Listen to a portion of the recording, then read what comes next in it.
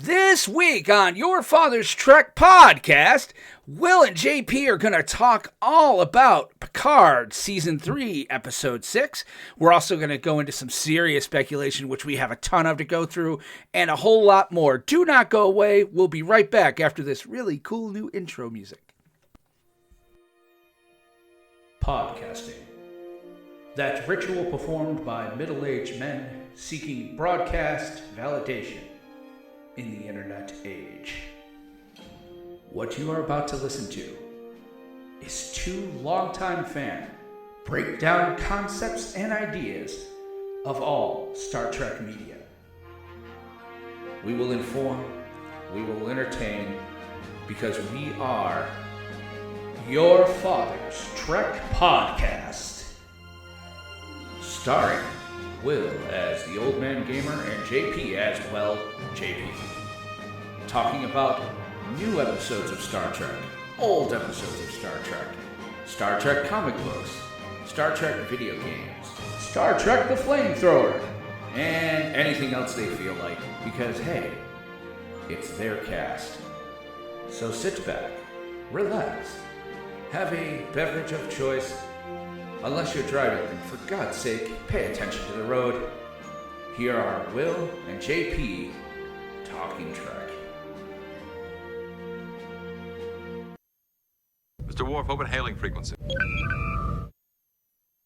Greetings, salutations, welcome to Your Father's Trek Podcast, and I am your host, Will, joined as always by my... I don't want to call you first officer, but I'm going to do it anyway. My first officer, JP, how are you tonight, sir? Hello. I am at a decision point in my life. I've decided that I'm tired of my shoulder hurting, so tomorrow I will be going to the orthopedic urgent care to see what exactly is wrong with me. Well, but then again, what's right with me would be the shorter list. Yeah, absolutely. And, I was going to bring that up because I know we kind of steer into the fact that we're middle-aged men, but if every week your haps just happens to be how bad your shoulder is, I'm pretty sure they're going to wonder why we're not your grandfather's Trek podcast. Well, I mean, give me a few years, still working on it. But we, so you got to get that looked at. You got to take care of yourself. I don't go to the doctor ever. I'm like the single income for my family. So it's like for me to go to the doctor, I'm always worried they're going to find something that's going to keep me out of work. So I'm just like, you know what? If I can walk it off, I'm going to walk it off. Not exactly the best way to go. Don't get me wrong. That's not really good for long term. But it's especially difficult to walk it off when you blow out a meniscus. Wow. You're just going to drag the entire show down, aren't you? Anything else you want to talk to us about? Your horrible, any other thing? No, I think I've done enough damage as is. Okay. Well, no, I'm only kidding, but yeah, it's I'll tell you, it's been pretty fantastic for me here. We had a pretty good week. Tons of stuff going on. The biggest news is we got a call today. My wife's ex-husband is actually, he's been getting, I don't want to go into too much of his health stuff, but he's been getting dialysis now for about 5 or 6 years. 3 times a week. He had some issues with his kidney. And so, and at one point, thank God for medical advancements, because when I first came into the family, we were told, like, this guy would not see 50. So he's in right now. That he was going in tonight. They called him this morning and they found a kidney. So after 5 years of 3 times a week dialysis, he's going in, he's getting a kidney. So, good thoughts and prayers or whatever to Nick. He's the father of my kids, and, I'm keeping good thoughts for him. We have a really good relationship, so it's not even remotely, adversarial. But I'm very excited for him because, imagine having to go to dialysis 3 times a week. He's been on disability. He hasn't been able to work. He's kind of okay with that on many levels, but, but he's, you don't want to live your life like that. Like, he has to go on vacation and you have to think about where you're going to find a place to go get it done. So very excited for him. I mean, it's not a perfect quote unquote situation. There are some complications that could arise, but I mean, it's better than what he's got. So he's taking a shot, and I for one couldn't be more excited for him. Other than that, I mean, dude, it's been just one crazy work is nuts. I'm an onboarding engineer for an MSP, a managed service provider. And we are onboarding like 5 clients at once right now. And so my day is just overwhelmingly overwhelming. And I'm working almost 6 days a week pretty much. I didn't work last weekend, but I've worked every weekend for the last month or so, like at least 3-4 hours on a Saturday. So I'm kind of just, to have that. But I mean, I'm looking forward to kind of things slowing down. The spring's kind of hitting. It's kind of time to hang out, Oh, can't play that too long though. But I'm very excited to kind of to chill, So, but everything else is going really, really well. We've got a really good show tonight. Obviously, we're going to talk Picard, episode 6, season 3, Bounty. We're going to go through a recap. We're going to try to do it like we did last week. We'll try not to go into the weeds too much. I'm going to warn you, though. There's so much in this episode. It's a very real possibility. You may need to take a longer way to work today if you're listening in the car. Because, I mean, there is some things to unpack here. We probably won't, but yes, we'll try. And then we're obviously, that's in our main topic in Energize. Then during Beam Me Up, we'll do speculation. We've got 4 topics there, if not more, that might pop up. Got your companion watches, episodes that you're going to want to check out. And then we'll talk a little bit of news if we have time. But that seems like about it. I mean, unless you've got anything else, we might as well energize and get down there and get started. Let's get this going. All righty. Engage. No, don't engage. Energize. That's what we say in this room. All right, season 3, episode 6 of Picard, called The Bounty. Or Bounty, not The Bounty. No, it is The Bounty. Was it The Bounty? I thought it was just Bounty. Yes. All right. The Bounty. Okay, cool. And wow. And again, I kind of expected that this is kind of how it was going to go after last week. You could tell last week was we talked about it. It was 100% a shifting. They were ending kind of like, the trilogy or quadrilogy that they had of the first 4 episodes, and they kind of wanted to move everybody into this position so that they could start going downhill for the finale. Right. I loved it. It was it was direct. Dan Liu's directing was really good. I thought it was written very well. It had everything you wanted to see. It had almost all of. Well, I think we've now seen all 7, right? There's no one left. I mean, they're not unless Correct. they do a surprise Wesley, but right? I mean, or Yar. There's a possibility. Denise Crosby still gets there's possibilities. We'll talk about that later. Okay, but definitely, so we've seen the main crew now. We do. There's nobody we're looking for. Jody Watch is officially ended. We also got Spiner and his data. And we'll talk about that as well. But I mean, just bird's eye, dude. What are your thoughts on this episode? Yeah, I was ready for the roller coaster. I was hands up in the air. Yeah. So me too. I thought it was incredibly well done. I was not prepared for the joy feelings I would get every time somebody beamed up. There were 2 instances of reunions in the transporter room, and both times were exactly what you wanted. It was really, really well done. Again, hats off to Christopher Monfetex for the writing and all that. These guys are now on autopilot. They've found their characters again, and you can see it all the way through. Again, Michael Dorn's voice, a little bit of a bother for me. I missed that Worf rumble, but otherwise, so much great stuff. So, I mean, the episode really does kind of it deals with it from a bird's eye perspective. What's happening is that now that they've been told by Ro Laren what to do, where to go, they're trying to decide how best to handle that. And again, it comes up that they need to go to Daystrom. And so they're trying to figure out how to do it. And by the way, did you happen to? Well, we'll talk about that. But I'm gonna give myself a pat on the back here in a little bit, just so you know. So they're sitting there, they're meeting, and they're like, okay, well, we have to go to Daystrom. We have to figure out what was taken. And we get, they get the word that they've arrived. But the episode also opened with something else pretty important, and we will talk about in speculation. But the episode kind of opened with Picard and Beverly talking about Jack. Mm-hmm. And, we find out that Beverly has tried to diagnose Jack. She's got a brain scan up, and she's like, here.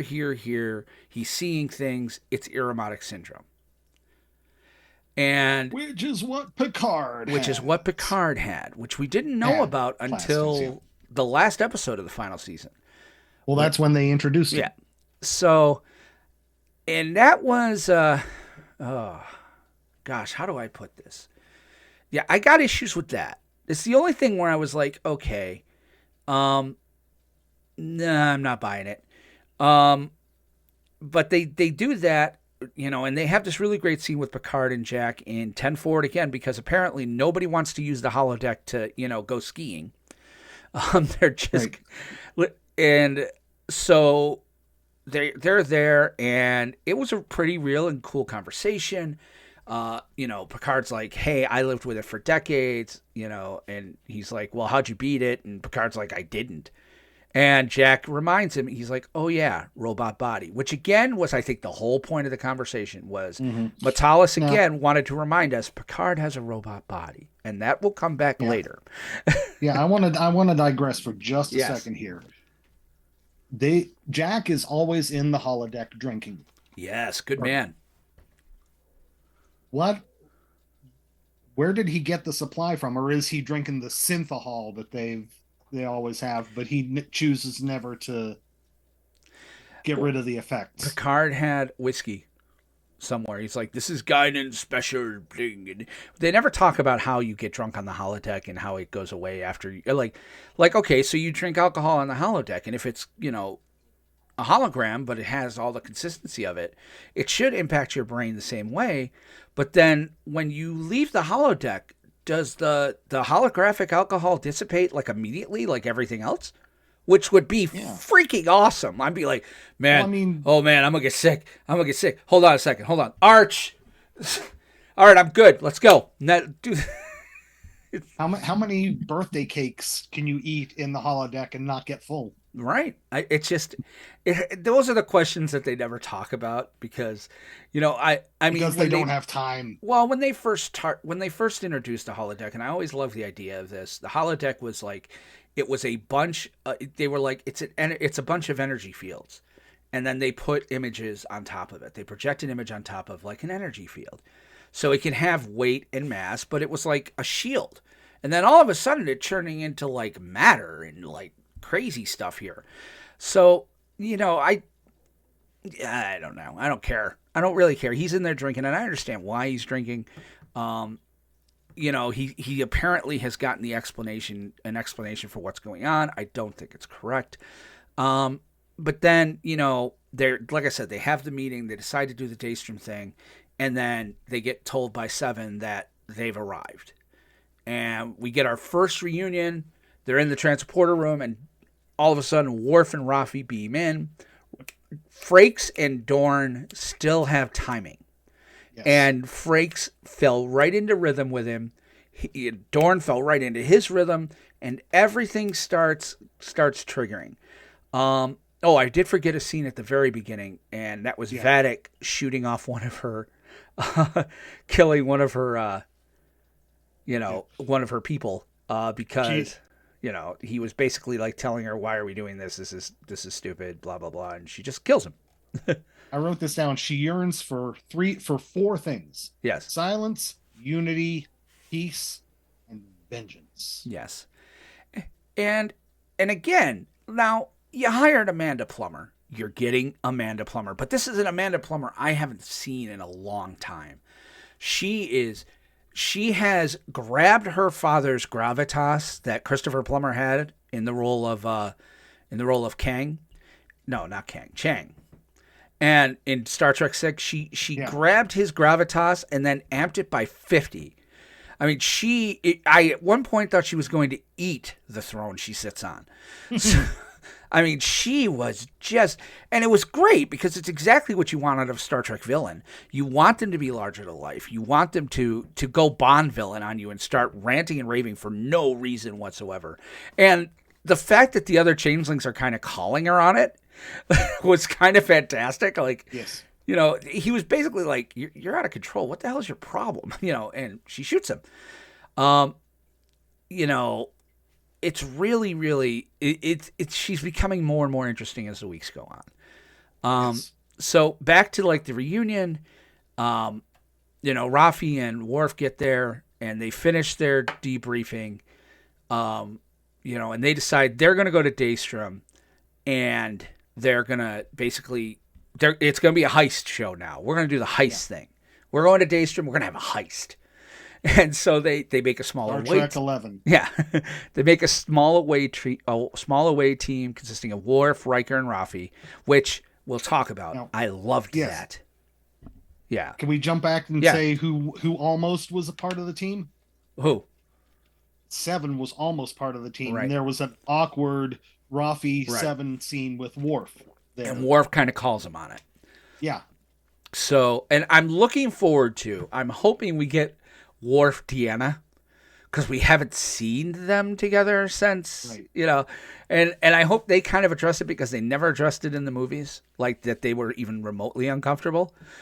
You know, like I'd love it if Worf was like, I had to leave the ship and go to like a dungy space station because of you. Yeah, like, anyway. Although he did find Dax there. So yeah, he did. There's that. Yeah, and so, you know, and they did. They kind of, the Rafi and 7 stuff, I love that they underplayed it.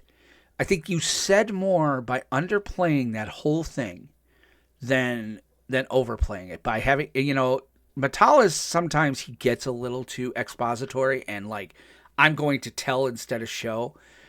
The writer here, again, he really did good work as far as showing. He showed that, yes, we are aware they had a relationship.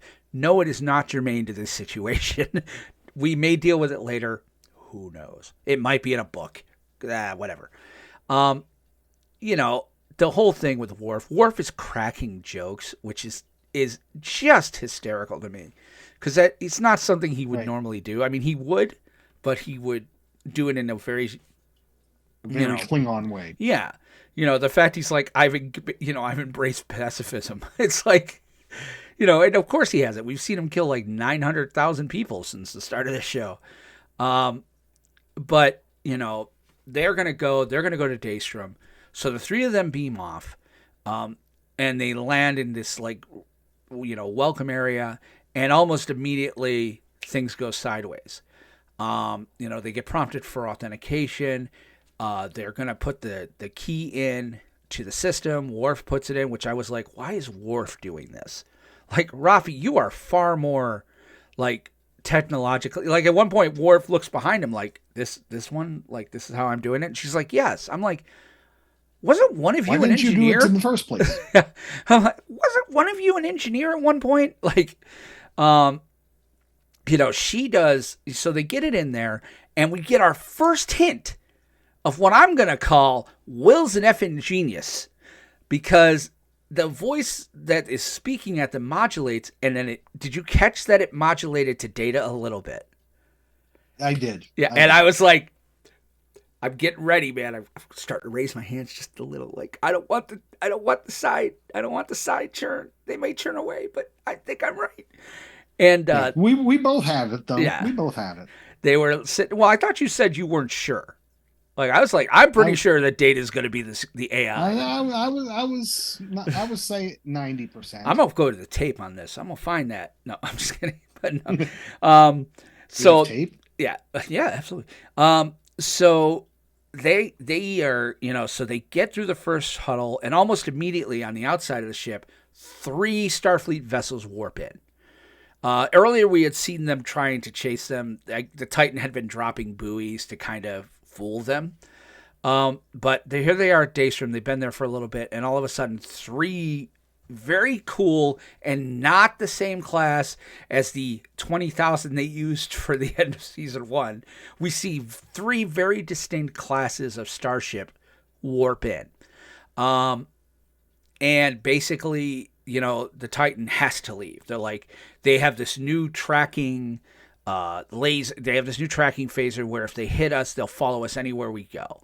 Which I was like, oh, that's interesting.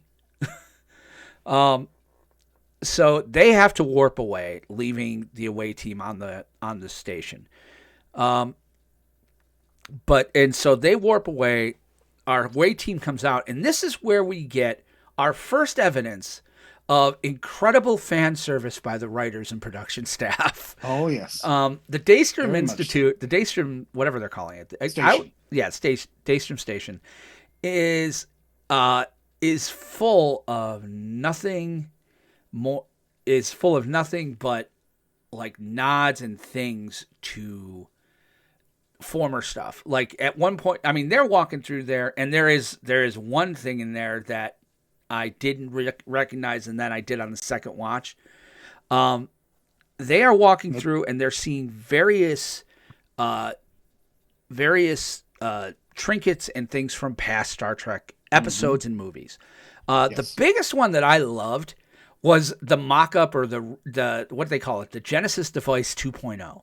Yes. I'm like, you father muckers, you went back to the well? And now I'm sitting here going, and now I'm kind of wondering why the hell the changelings didn't grab that. Like, you want to stop Earth? Launch it at Earth. Yeah. Very much so. Like, you left a Genesis device. So, I mean, but that was cool. There was a tack triple, they call it. Yes. And again, that Worf was awesome. The Worf has the exact response, and the Worf's like, I see you use humor to, offset your own issues and, use others' issues to humor yourself or something, and find humors in others' issues. And I'm just sitting there, and Worf just says what I'm thinking. He's like, you used to push back. And Riker even says that at one point. Yeah, he did. And I mean, that was just good. There was some really great stuff in there. And then, Worf says that Section 31, or Daystrom, is to contain all of Section 31's most nefarious table scraps.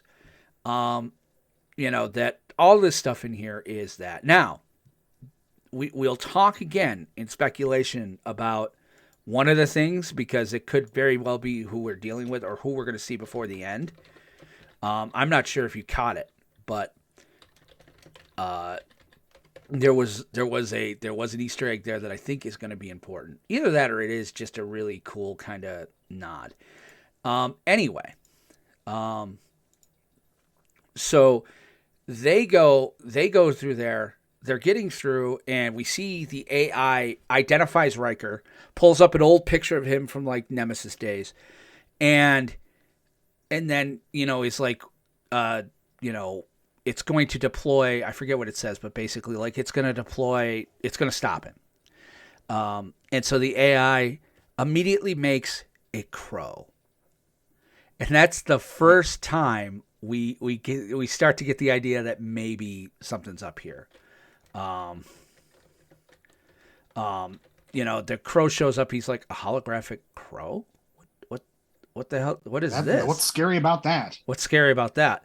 But you can see that Riker is starting to put it together.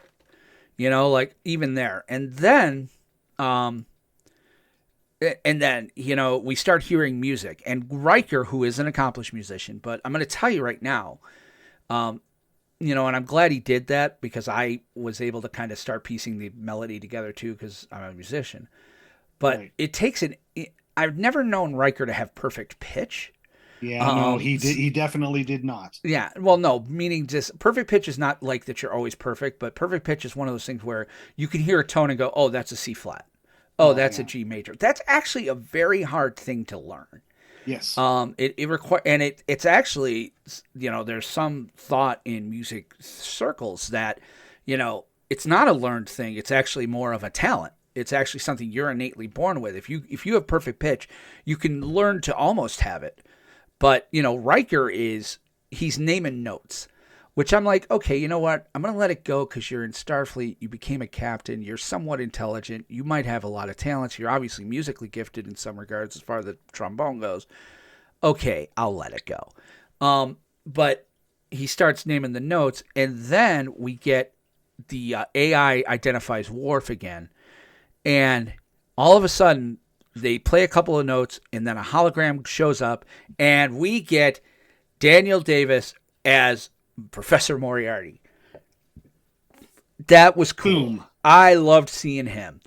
Even though we had that in the teaser trailer, it's awesome. Still great. It is definitely a gift for fans. I don't know that I think they blew their wad putting it in the trailer. I think they should have kept that secret, because unless Daniel Davis was like, oh, and I want to be in the trailer. Like, I'll do this. I'll come in for scale, but I want to be in the trailer. Or I think Metalis just couldn't wait. Like like sometimes you have such a great gift for somebody, you're like, I can't wait to give this to you. I'm just gonna let you know. And it was cool. He says, I think, therefore I am. And he's sitting there, he's firing real bullets, which again, I was kind of like, okay, but you can't hit him. Okay. And they start to do that. And then Riker, they play 3 notes. And the minute they played those 3 notes, I'm like, oh, I know what this is. And Riker immediately, too, he goes to the flashback from all the way back from Encounter at Farpoint. We see him walking through the holodeck, falling on the rock almost. And Data is whistling Pop Goes the Weasel. He has this memory, and he's like, and it goes it gets to the monkey chase the weasel, something Muller, you go, da-da-da-da, and Riker whistles the in key, and it was semi in key, and in key of what he was hearing, by the way. Okay, and Daniel Davis, I love that they wrote this. He looks up and he just goes, marvelous, and then disappears. And that's when I knew, because I just watched Farpoint about a month ago. I'm like, oh, I'm totally, and this is where I'm like, I'm getting out the bandana. I'm like, yeah. I am the best ever. You cannot fool me. I mean, it was I'm like, Data's the AI. They get into the vault, and sure enough, there is the B4 head, which, by the way, is the actual head from Nemesis. They found it. Yep, they found it. They've got the B4 head, and then over there you see Brent Spiner standing as a flesh-colored old man Data, which I just want to call him now, Old Man Data. I loved that. I was like, this is great, fantastic. I'm like, but we don't know what he is yet. Again, we were told in trailers that was lore. So that wasn't wrong either, though. No, it wasn't. So, then they cut back to the Titan, and Picard, when they warped away, before they warped away, he's like, take us to Altair Prime or whatever it is. And Sydney is like, I don't think that's a good idea. and Picard's like, no, we're fine. Just shut up. Just do it.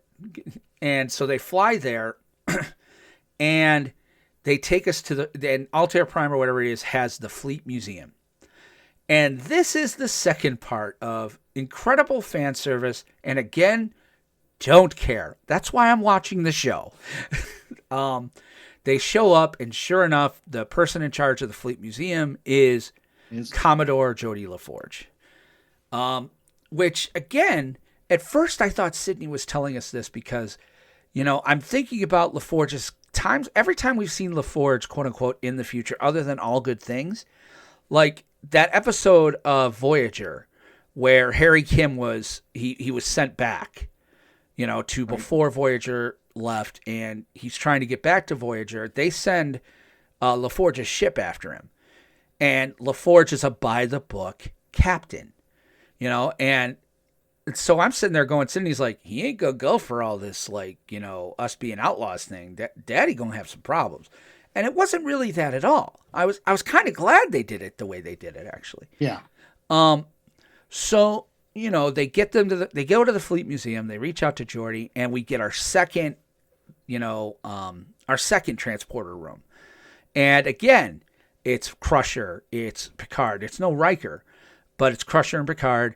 And LaForge beams aboard with his daughter, his actual daughter, Alondra, played by Mika Burton. And he's pissed. Yeah, like LaForge is showing it. He's like, Crusher walks up and he's like, just as I was, dematerializing and rematerializing, I was wondering if I was going to go for the professional handshake or the semi-uncomfortable hug. And they went lasts for a little too long. Yeah. And it was really good. Again, they're writing, LaForge, Burton has this character down. He's really, and you get a bit into what Geordi LaForge is up to. He's like, look, I've just written 3 notes to Starfleet saying bringing the entire fleet home for Frontier Day is a stupid idea. So again, that's another reason why Frontier Day is so important, is that they're bringing the entire fleet back. Right. He's like, I'm under pressure. And then he's like, he's angry at the Picard because he's like, you're putting my daughter in danger. You're ruining her career. They kind of go through this long discussion, which again, you don't expect this from Geordi. Like, it's weird because in All Good Things, I mean, he still called him Captain. He never really, right. Nobody ever referred to him as Jean-Luc except Beverly and Will. I got to admit, it felt a little strange to have Burton. And granted, he's a Commodore. Technically, I think he even outranks an Admiral. Like, so it makes sense, but still, like, calling him, he would keep referring to him as Jean-Luc, and I'm sitting there going, ooh, that stings every time. It just feels weird coming out of your mouth. And I think he did it in All Good Things. Not really. No, he called it, remember, he's walking up, he's like, Captain, the warp. He's like, I haven't been captain for some long. He had to be told to call him Jean-Luc, remember? Oh, okay. All right. Yeah. So, again, it felt awkward a little, but again, not unnatural. And it could be that, it could be that LeVar Burton was like, look, we're old men. And, I've had some accomplishments and I should be able to call this man, granted he's my senior, but, we're more on equal footing now. And I agree with that. So, it went really well. This episode really did seem to deal a lot with fathers, sons. Like, the whole show is really dealing with legacy. We talked about that last week. Right. Yeah, but in any event. And then Jack and Sydney have a bonding moment over their bad dads. Yes. Well, while their dads are talking. So, that comes a little bit later. So basically Picard's like, look, we need your help. And while they're talking on the bridge, you've got Jack and Seven. And again, fan service. And again, all about it. You've got Seven for some reason who has control of, apparently when you go to the space stock place, they will, give you a panel on your ship with the ships you need to see. And I was like, okay, that's kind of cool. Because she's pushing buttons and they're kind of going through like the ships that are there. And again, it's just a visit. There were some really great things about this. I love the fact that a lot of the time they used the soundtrack from like where it was. So they were dropping little pieces of, and they've been doing this all along. Every time Worf goes into a fight, you hear that like the Klingon theme. Mm-hmm. But, they were dropping little tidbits. You get a little bit of a Voyager theme when she shows the Voyager, and man, Jerry Ryan just nailed that entire scene. The longing she had for that. Something else of note in this scene is Jack sits in the captain's chair. Yeah, and she's like, no. But she let him sit for a little bit. They showed the Enterprise A, and that was really kind of great. I love the fact we get to see that again. Because for a lot of people, that's their Enterprise. I wasn't alive when the original show was on. The first Enterprise I saw, other than the reruns, was motion picture. So I love that version of Enterprise.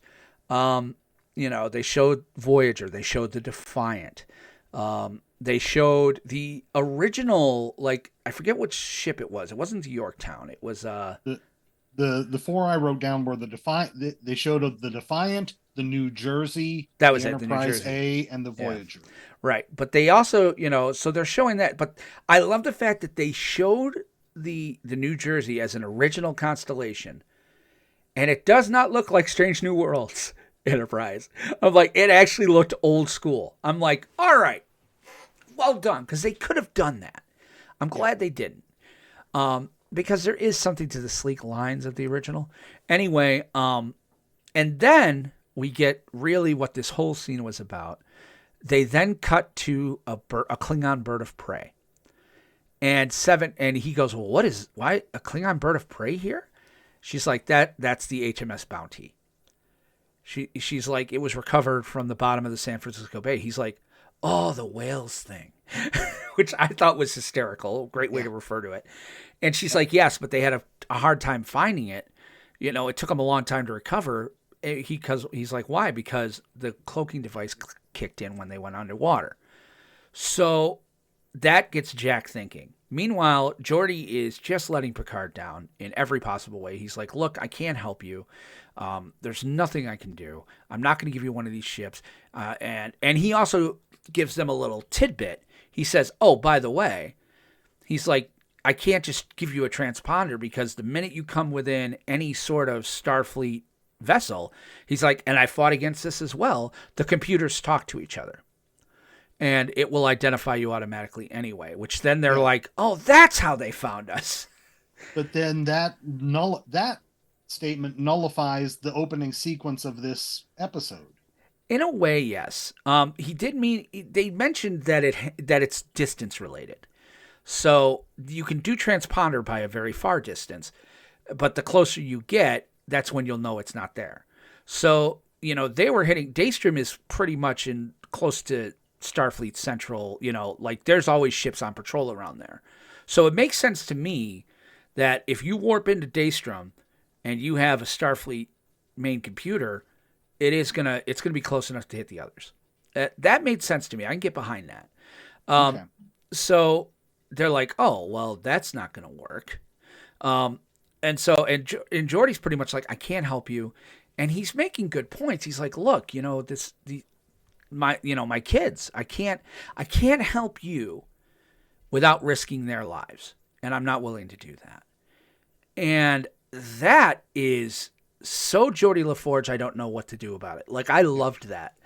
I loved it because, listen, if you watch any episodes of Next Gen, okay, first of all, they dirty dog Geordi like no business.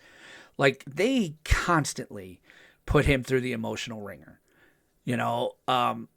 He was never lucky in love. He went after a holographic girl, and when he met the real one, she found out. Like, he was after that one girl who, he went on a date, he brought like violins, and she breaks up with him right there. He was constantly just, completely all thumbs. He was really, and what I think they were steering into was he's really good with equipment and engines. But when it comes to, personal relationships and making real connections with people, he's not good at it. Whether it's the visor and the fact that it impacts his sight or what, all through the show, you saw this. And so this fits right in, is that, okay, so he all those years, that's all he wanted was a family. Like, he just wanted to be loved, to love someone, and to build a family. Now he has that. And, here's his commander, his commanding officer, who he respects and loves, but no doubt he has PTSD. Take it away, basically. Yeah, he's got PTSD, I'm sure, from some of that stuff that went on. And he's like, I have this connection, I have it, and now you want to take that away again by having me go off on some adventure with you where I could lose both of my daughters, or they could lose me. And I could lose my wife, and no doubt he saw how Deanna and Riker's relationship has struggled. I just, I understand it, and it felt so much more Geordi than him being the legalistic guy we saw in Voyager.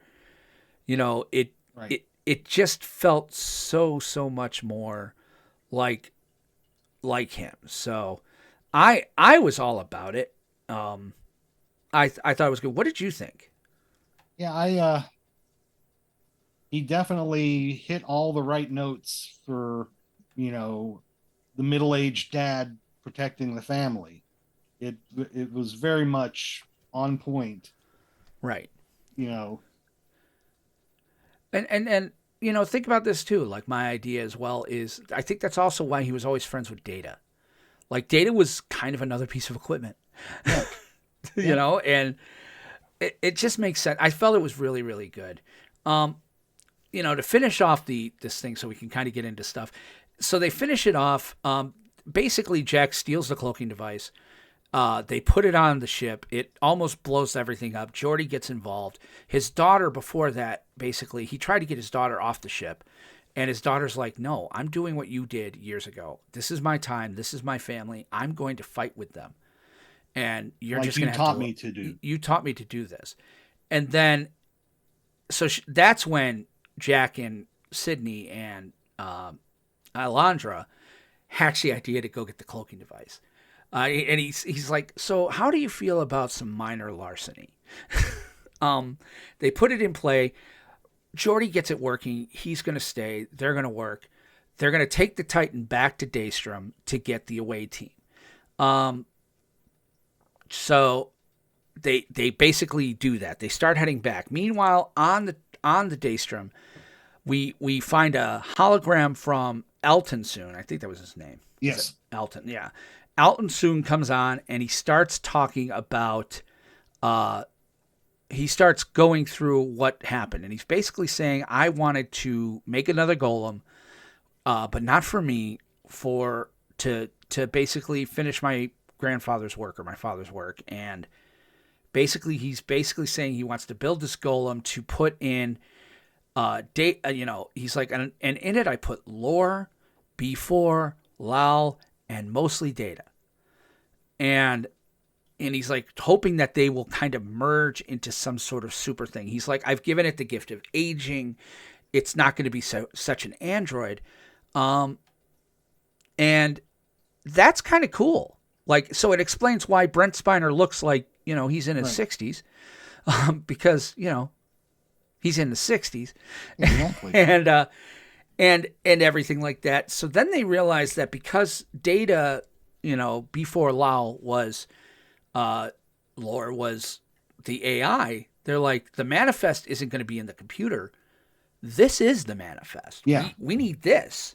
So now they're going to take Data, and so they're going to unhook Data, but they're also being hunted down by the security team from the other three ships. And basically they realize when we unplug Data, all security is going to go offline. Yep. So they're going to come in here, phasers blazing. So Riker says, okay, unhook him. I got this. And again, I feel like Worf should have, I feel like Worf would have stopped him more. Yeah. I do, because it's not like he outranks him. He's not, well, I guess he is an active captain. But even still, I feel like Worf would have been that's what Worf does. Yeah. You know, Captain, I have to do this, you know, or what, I am the best choice. You have a wife, or, you know, like any number of reasons. But I get why they did it. We're going to figure out why. So Riker goes out. He starts holding him off. The Titan shows up. They cloak. They fly over. They uncloak, beam him out, fly away. We get another transporter room where Geordi is there. And they're like, yes, we lost Riker, but we have Data. Because meanwhile, Riker, while he was shooting, he got tagged with a transport inhibitor and taken captive. So Geordi sees him and he goes, you know, he's like, Data. So they basically, you see Will Riker start getting interrogated. He's being interrogated by 3 Starfleet officers. And, you know, one of them takes out a phaser, puts it right to his forehead. And I'm like, oh, they're not going to shoot him. And this person turns around, shoots the other 2 people in the head, kills them dead, and then turns around and morphs into Vatic. So he has been captured not by any sort of Starfleet ship. He's been captured by the Shrike. They beam up to the Shrike and they warp away. On the Titan, we get another great reunion. So they start hooking Data Lore before Lal up. We're just going to call him Data Lore. They start hooking Data. They start hooking Data up to reactivate him. A really cool moment between Sydney and Geordi, because he was going to grab the wrong tool, and she's like, "No, you want to use this, don't you?" And he's like, "Yes." Yeah. And she's like, "Why do you think I always crashed everything? I wanted to be around when you fixed it." Just really great stuff. I mean, he has chemistry with his daughter, obviously, but I'm glad they grabbed an actress too who he could actually also have some chemistry with. Now, we've also missed that Shaw fanboys over Geordi hardcore. Yeah, he does, and that was kind of great. Yeah, so Shaw is like, he hates Riker and Picard, but for some reason Geordi's his like favorite person ever. He's an engineer. Yes. So they get Data ready, and again they tell him like, he's Data, but he has a lot of other stuff. They power him up, and at first, Data comes back. And it was really cool because he looks at Geordi and he goes, "Geordi?" And then he looks at Picard, and I'm like, okay, this is where you get me. If you do this right, you've got me. He goes, "Captain? Not Admiral." I was like, yes. Because if he had said Admiral, I'd been like, wait, what? He recognizes everybody. They start talking to him, and then his personality shifts. And, he's kind of struggling, and he's answering questions. He answers their question. He's like, "What was the thing that they took?" And he goes, "Jean-Luc Picard." It's like, "Yes, I'm Jean-Luc Picard." It's like, "Jean-Luc Picard." Yeah. And then he switches again. And again, you see Brent Spiner get that grin, and his whole demeanor changes. And he goes, "I'm Lore."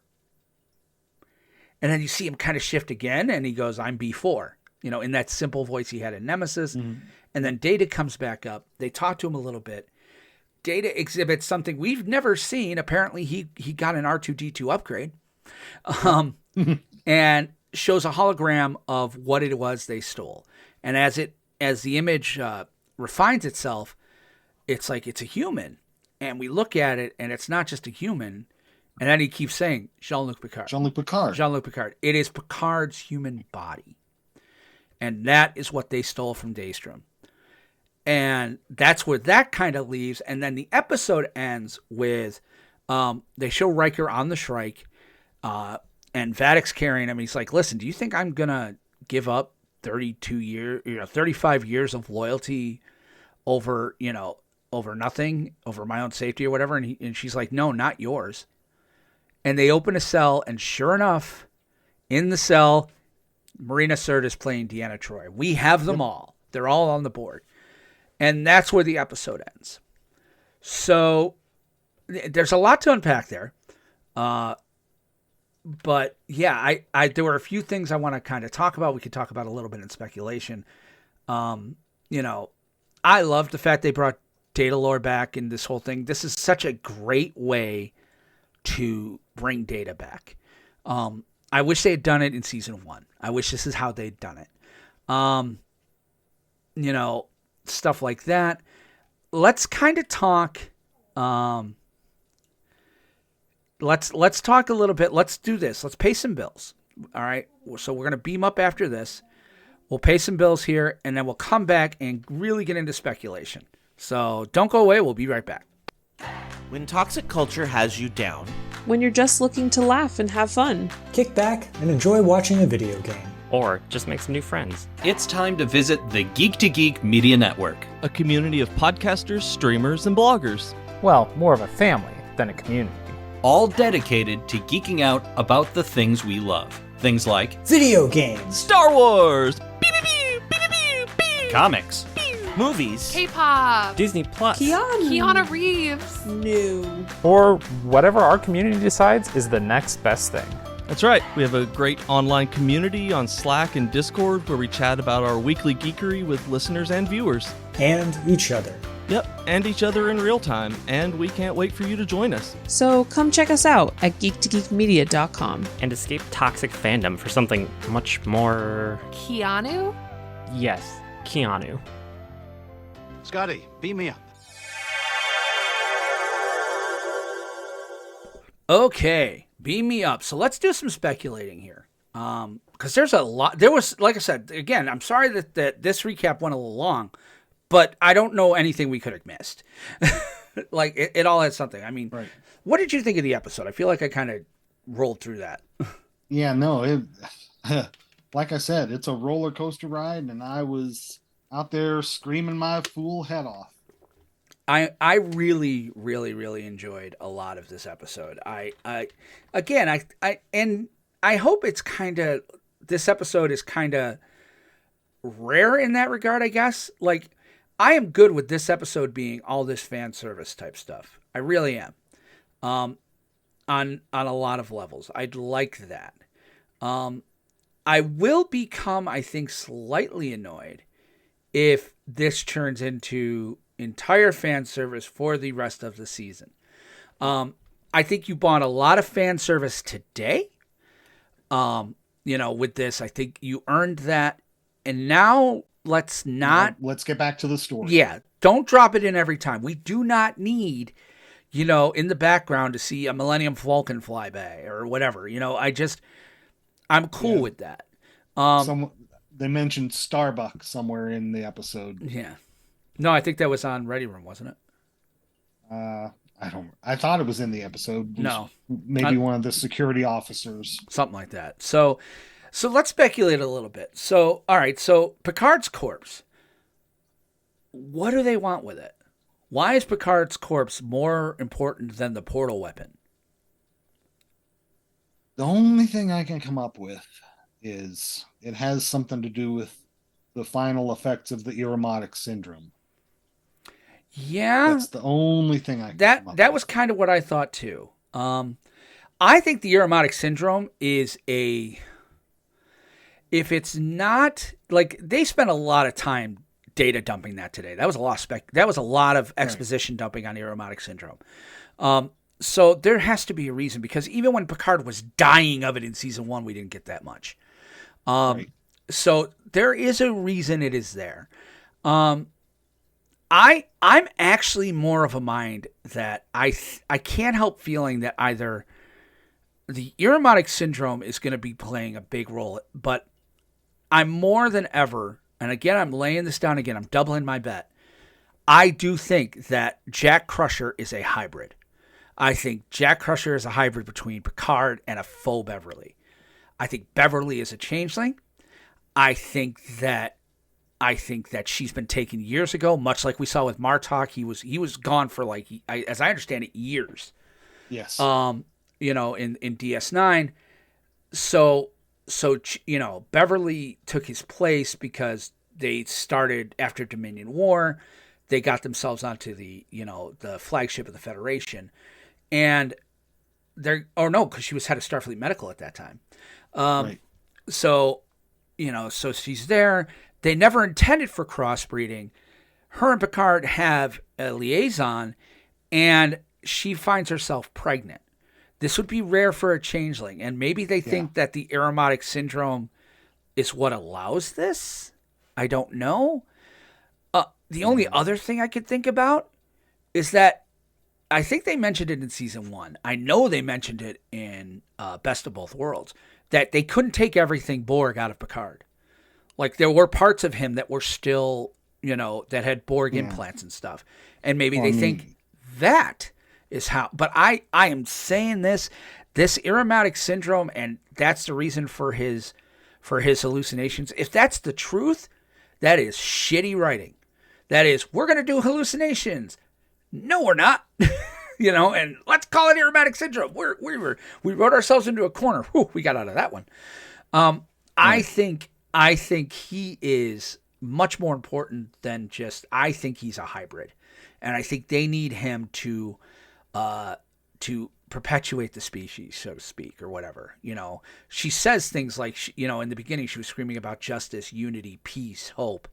Unity. Well, you can't have unity if Jack Crusher is supposed to be a part of your quote unquote collective. Right. So I really, really think Jack Crusher is, I think we're going to find out. I think they're going to find Beverly somewhere and, alive. I'm sure she'll be alive. I almost would rather her be dead. I think after 20 or 30 years, you kind of, how do you come back from that? But that's just my thinking. Yeah. So, any other thoughts on that? The Jack Crusher mystery? Yeah. I think we're both going down the same path right now with that. So, the question comes up then, moving on, the very ending, Deanna's in the cell. Is she the real one? Right. I think she is. They said in the beginning they're going to go after everyone Picard would go to. Right. Right. I think she has to be. I think probably you're right. Because, again, it makes no sense for Riker to be the one to go hold them off instead of Worf. Except to have, again, sometimes in these writers' rooms, they get to we want to have the episode where Riker is captured and he sees Deanna in the cell. And that's a real emotional moment. So how do we get there? Well, we'll have Riker go out and save everybody. And at no point does somebody go, yeah, but that makes no sense. So I fully believe it's her. I think it's her. Because otherwise they could have done the same thing and, put Ezri in there, which would have been cool. But, yeah, I think it's really Deanna Troi Riker. I hope the things we have heard in that, Marina Sirtis might be, the sacrificial lamb of this season. If somebody has to die. I do not want Deanna Troi to die. I want Troi and Riker to have the happy ending. Yes. So I hope that doesn't happen, but I do believe, and here's the thing, they could have the only reason I put it into speculation is the only thing that makes me think it could be a changeling. She didn't call him Imzadi. She said, well, and if she had said, Imzadi, then I'd be like, nope, that is 100% not a changeling. So I'm leaning toward it being the real one, though. I don't think they want to go too crazy with the changelings.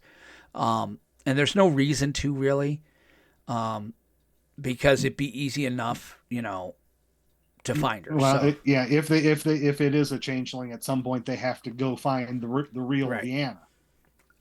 So, the other thing that came up, now again, this is kind of fantastic. Did you notice one? It's quick. You're gonna have to go back. You have to freeze frame, and I actually saw a video which showed this.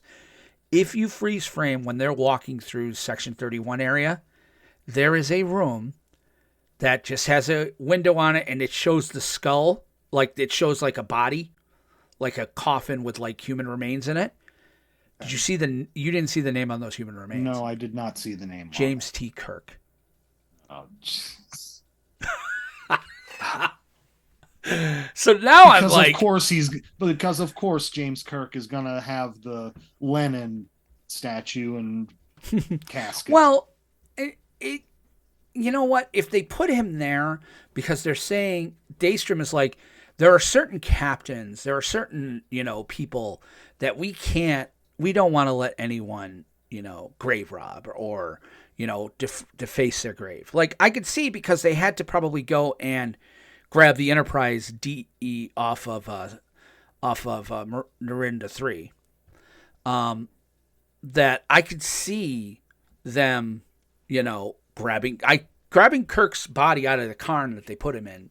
That's appropriate. Kirk should have a proper burial. And again, he was also in the Nexus. There very well could, that alone, why is James Kirk here? Why is James Kirk not 900 years old? And, he's freshly dead, and he's been dead for 80 years. So it would make sense that Section 31 would take the body and, store it somewhere. Now, there are some people that are speculating he's going to be the big surprise at the end.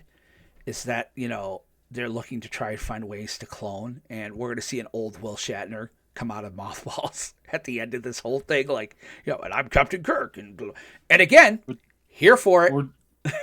Or do we see the guy that's going to be Kirk in Strange New Worlds? That would actually be cool. Yeah, I love that actor. He was fantastic. He did a James great. Wesley, I think is his name. Yeah, he was on like my wife's like girly vampire pussy show. So James T. Kirk was in a cocoon, and again, if for nothing else, I think they'd be saying, well, this is them taking, important people and hiding them away. So they're showing Section 31 does take bodies, which explains why Picard's is there. So that to me made some sense, especially because I want to talk about something. It was a throwaway line from Geordi's daughter to him, and I locked right onto it. She's like, at one point they're sitting there trying to come up with ideas, and she goes, "Well, Dad, what about Hangar Bay 12?" And Geordi shuts that shit down. He's like, no, don't even mention it. Don't even bring it up. So what do you think could be in Hangar Bay 12? I mean, it could be anything from... I have an idea of what it is. The Delta Flyer to the time traveling captain's ship, Berlingoff Rasmussen's ship. Nope. I think I know what it is. It makes it, given the fan serviciness. You know what I think it is? I think because again, they probably they had to recover the saucer section from Narendra 3. Was it Narendra 3? No, Narendra 3 was where they died in Enterprise C. What the hell was the name of the planet? Anyway, where the Nexus thing was. I think I have a strange feeling that all he would need is the bottom part. He would just need a drive section. What if Geordi LaForge grabbed the recovered remains of the Enterprise saucer and has been working on a Galaxy-class Enterprise D exhibit for the museum? That's going to be a awfully big... Viridian 6. Thank you, yes. Alex. Yes. Alex is our first chatter tonight, hangar too. Bay. What's that? That's going to be an awfully big hangar bay for the... it's in the space dock. Galaxy ship. Yeah. Space dock. They flew into the D flew into space dock. How many times? It's an old school space dock. They went out of their way to say it. I'm telling you right now. I think that's how this series ends. I think this series ends with our crew on the bridge of the Enterprise D. I really do. I think that's how they end this show. You have everybody, which means then again, I hope that she doesn't die. And I hope they bring Wesley back for that. Put Wesley in the driver's seat. He should be. But which crew? Which our crew? Our original OG 6 or the next generation? The next generation. We're going to talk about that next. But I think that's how you send this crew into the sunset, because that's really what this was about. Was and again, if this show ends any other way than their signatures flying across space, I'm pissed. By the way, you give them the same send off you gave the originals. I'm marking that down too. That's really what I want. Last episode, Patrick Stewart's name gets written across my screen. That's what I want. Legit, though. I think that's how they end the show. You've got Picard sitting in the captain's chair of the Enterprise D, Riker to his right, Troy to his left. You've got Beverly sitting in her little bench off to the side. Worf is standing at his... I think that's what everybody wants. And, he has the out there, that away moment. It warps away. And that's it. And they sign their names. That is the way to send this show off. That's why I think Hangar Bay 12 is going to come back. And I'm laying it down now. It's the Enterprise D. Oh, yeah. So that brings up the final thing in speculation. I want more than ever after this episode. I want the next generation. I don't know what you call it. I don't know if you call it Star Trek Legacies. I don't know what. But I want 7 in command of a legacy ship. I want the 2 LaForge sisters. I want Crusher Picard there, because I'm sure he'll change his name. Give me Morale Paris. Grab me a son of Nog so we can honor Aaron Eisenberg. Give me, Sila's escaped Romulus before it blew up. Give me her daughter so we have somebody touching Yar. Alexander Rozhenko, a version of Data. Bring Data's stupid daughter who can't act. Bring her back. Like, I want to see that. That is the next, and I want them exploring. I want weekly stuff. I want Strange New Worlds type of adventures, but you could tell it with an adult viewpoint. I think that's what they're. I think that's on the board. I think we're really going to see something to that effect. I'd love to see them pull Morel Paris in. Like, that would be great. But I mean, what about you? What do you think of that idea? I mean, I'm there for it. I'm very much. I think they're gonna miss having another live action show. Yeah. I know Paramount is cutting back, but I think they're gonna miss with the hole that Discovery's gonna leave in the programming schedule. Yeah. And that is 100% the truth, is that this and I think that's one of the reasons. Now, I watched a few videos this weekend about Discovery, and yeah, I didn't realize that Akiva Goldsmith was mainly responsible for Strange New Worlds. This was Picard and Discovery were an Alex Kurtzman jam, and Alex Kurtzman, for me, not to get negative, is one of the worst things that's ever happened to Star Trek in the history of Star Trek. He had a lot to do with Into Darkness, which was one of the worst movies. Discovery has been totally off base since it started. The first 2 seasons of Picard were so tone deaf to be almost insulting. So, and what I'm hearing is that's why Discovery's been canceled, kind of, is that they had a 5-year commitment with Kurtzman, and they're basically going to try to find ways to edge him out because Akiva Goldsman, he's not much better. He has his issues. Okay, he is somewhat of a hack, but you know what? He's so much better than Kurtzman. He's at least getting to the heart of it. He bought a lot of goodwill with me with Strange New Worlds. That's the type of Trek I want to see. So I'm hopeful that we're going to see somebody else in charge. I mean, Terry Matalas is good too, but I think Terry Matalas is not a showrunner. I think Terry Matalas is a great executive producer. I think he's a good writer in a writer's room. But I think you do need somebody with a vision for this. I don't think Matalas has got it yet, but I think he could get there. I would like to see them. I think he could get there too. I'd like to see them put together a show with those people, where it is the kids of the Next Gen cast, and they're going on it. They'll go and have wacky adventures, and you know what, and that's just it. Jack Crusher buys you a changeling.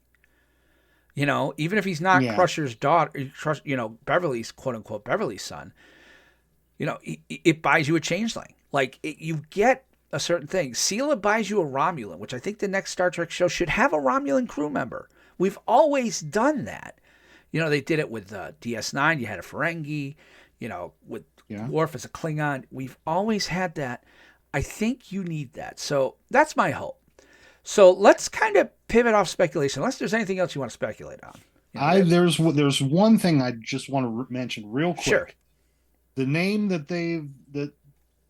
Data spouted off was Daystrom Android M510. Okay. Now, if you take 510 being nickel and dime, it becomes damned, DAMND. I wonder if that has anything to do with anything. In other words, Spiner's like, I don't mind you doing this for now, but I'm not coming back. You're going to kill me again, right? Yeah. I mean, it could be. Yeah. When they spouted off that name, I had to try and find some meaning to it. I'm not sure if there's anything there, or if it's just, I don't think they should kill Data again. I think, because if you ever want to do anything with this crew, let's face it, the Soong crap they have to pull to get Brent Spiner involved, where he's always playing a version of Soong, which I have thoughts on that for speculation for another day, but ask me sometime about why I think all the Soongs look like Brent Spiner. In any event, I'm not sure about that. I think this is such an eloquent way to bring Data back in a way that fixes Brent Spiner's problem, which was, I am playing somebody that doesn't age, but damn it, I age. Right. And I don't want to pretend like I don't. And I don't want to sit in the makeup chair for 7 hours while you put gold stuff on me that it makes my skin itch. I think it's such an eloquent way to do it. I hope they don't waste it. But it's possible. I'm not gonna say it's possible. I mean, again, I so want to see that scene of our crew back together for one last, run around the galaxy, or the solar system. Like, just it's such a great way to end it. And again, I'm going back to Star Trek 6. Let's kind of real quick pivot to companion watches because we're a little over.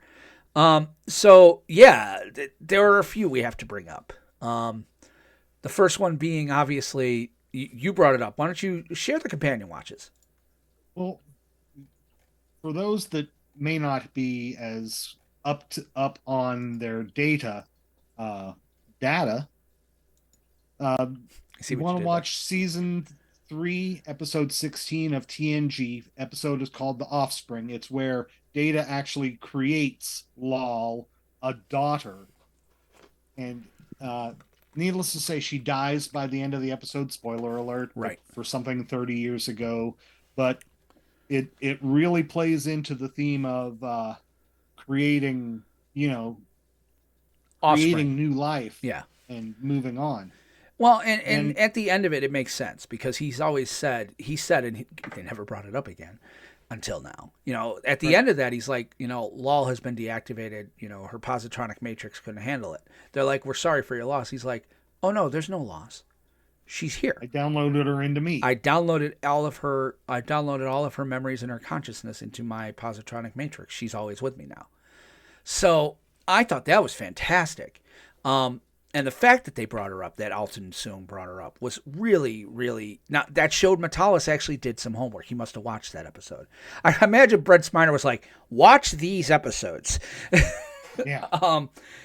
So, yeah. Another one to bring up, and it's actually one I brought up, is quite a few. I'm actually you brought up one. I said, forget about one. Here's the thing, guys. Yeah. You got to go watch Data Lore, Brothers, and the Season 6 cliffhanger and 7 premiere of Next Gen. Descent. Yeah.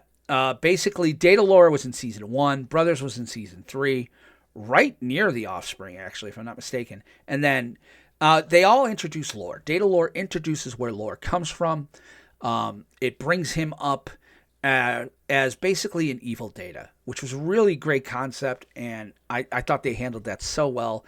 The episode Brothers is how they kind of bring him back after that episode because he was kind of left up in the air. They showed Noonie and Soong in that episode. And you see Brent Spiner for the first time playing Soong, and he plays a Soong every time you see a Soong. And then season 6, cliffhanger, and 7, Lore comes back. He's heading up the Borg, and he gets deactivated.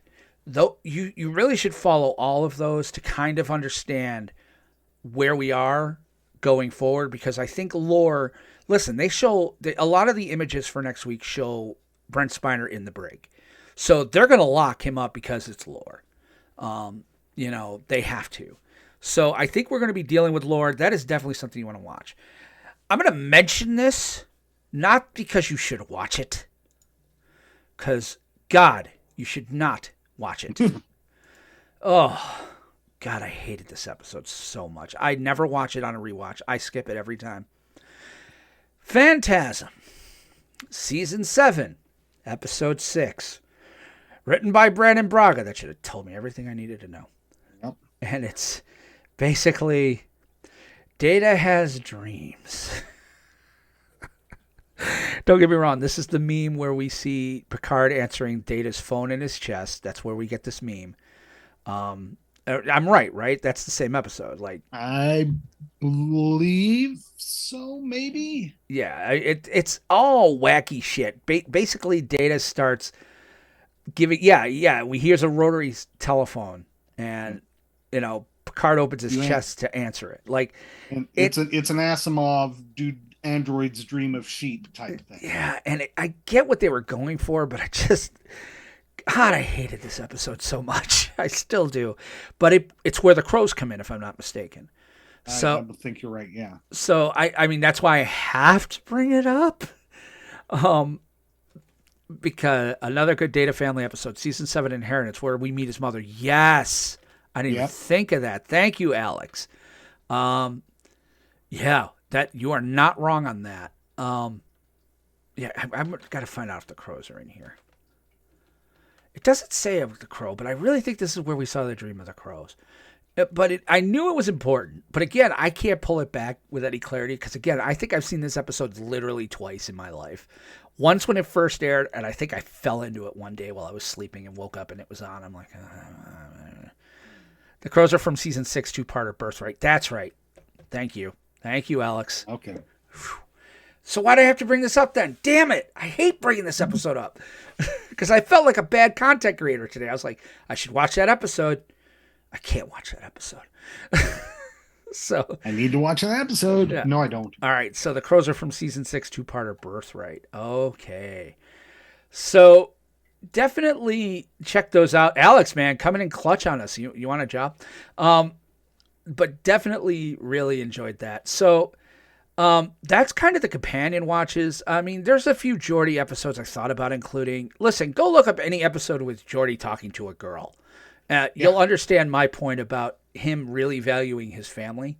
Oh, by the way, hot take. I'm going to throw another hot take out there. He's not married to Leah Brahms.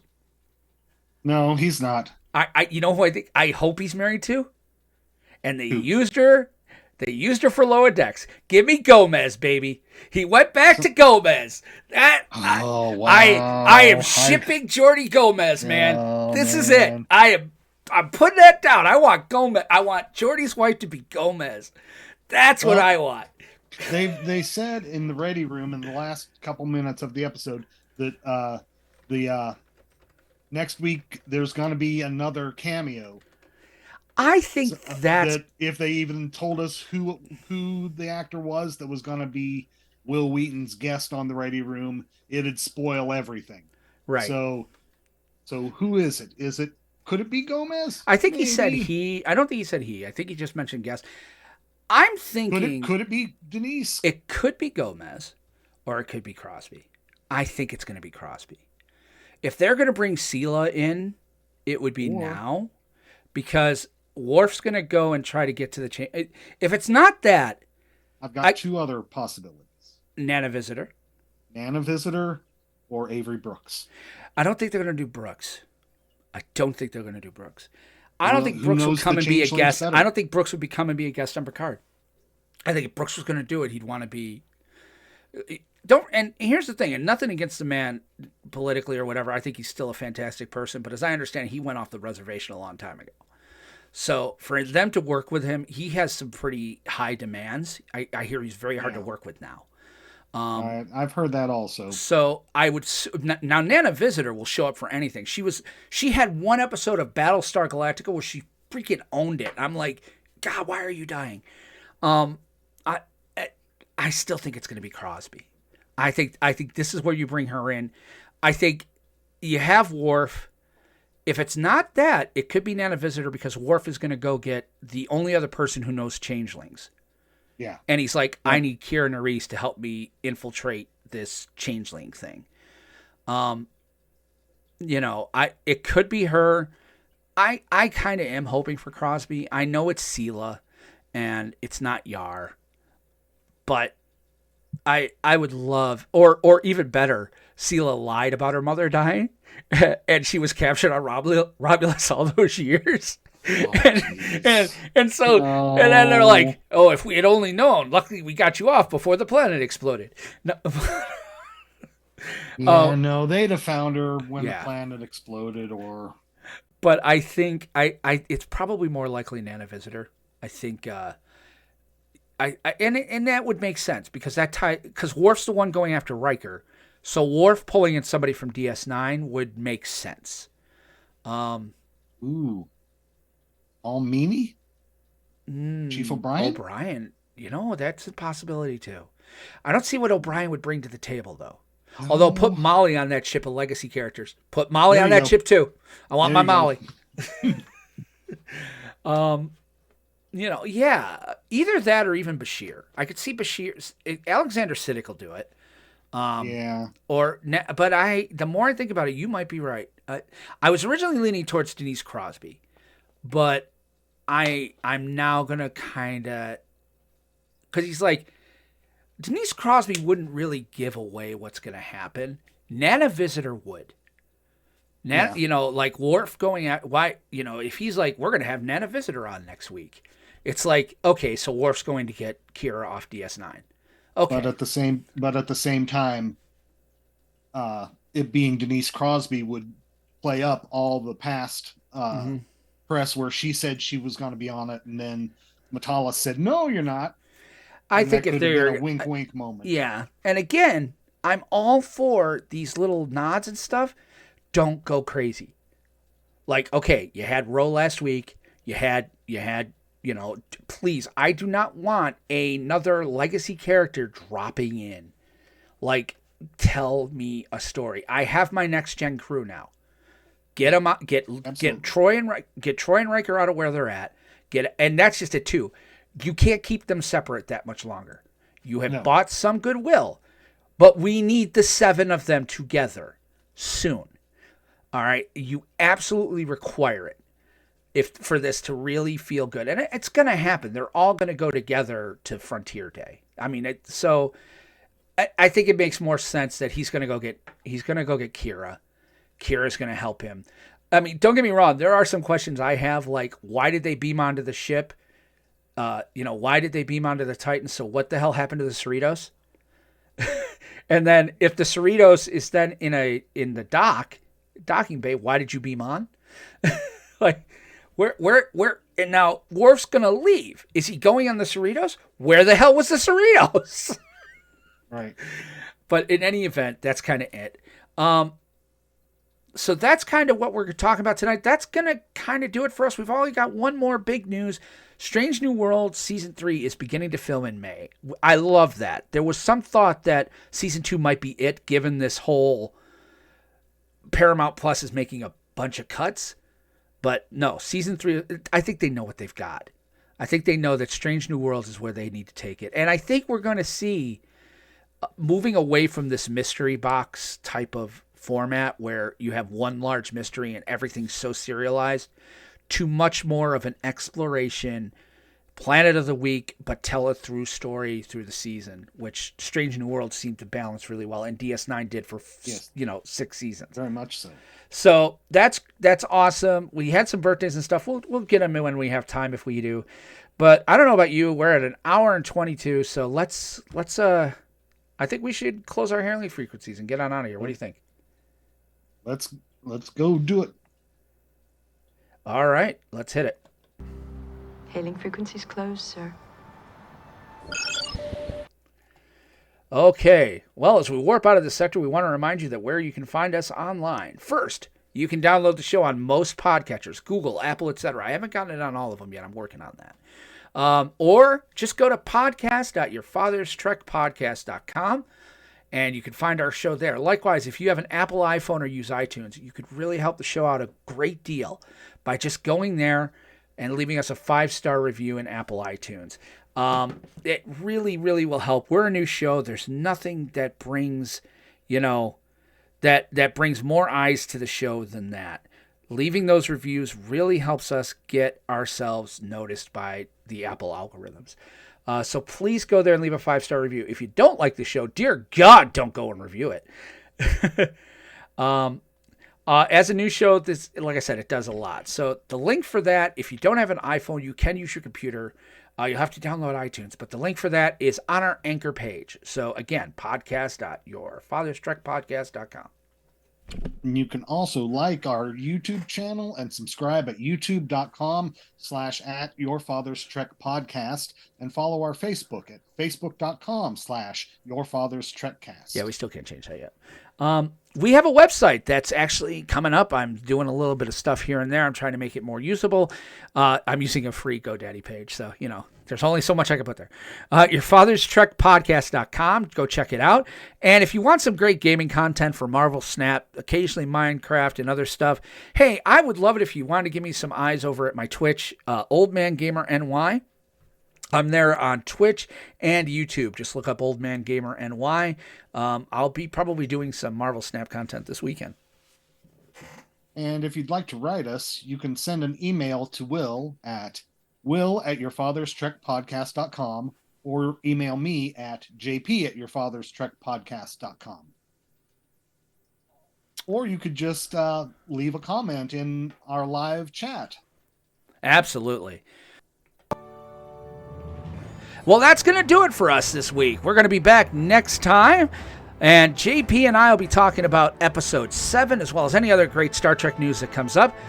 Special thanks for Alex to hanging out in the chat tonight. So for JP and myself, thank you for listening, watching, and hanging, and make sure you tell your friends about the show. So for JP, this is Will saying we'll see you out there next time. That away.